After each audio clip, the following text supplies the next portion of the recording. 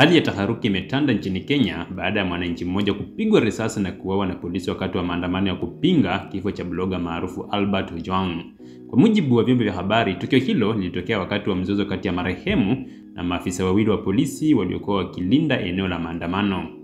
Ripoti zinaeleza kuwa mwanaume huyo alikuwa akizungumza na polisi wawili kabla ya mabishano kuzuka kati yao. Katika mazingira ya kutatanisha, mmoja wa maafisa hao alifyatua risasi na kumpiga mwanaume huyo ambaye alifariki papo hapo.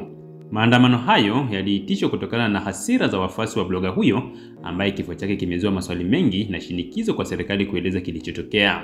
Wanaharakati wa haki za binadamu na wananchi wa kawaida wameitaka serikali kufanya uchunguzi huru na wa haraka juu ya tukio hilo la mauaji. Mamlaka bado hazijatoa taarifa rasmi kuhusu utambulisho wa marehemu wala hatua zitakazochukuliwa dhidi ya afisa aliyefyatua risasi. Tukio hili linaongeza mvutano kati ya raia na vyombo vya usalama, huku miito ya haki na uwajibikaji ikizidi kushika kasi mitandao na mitaani.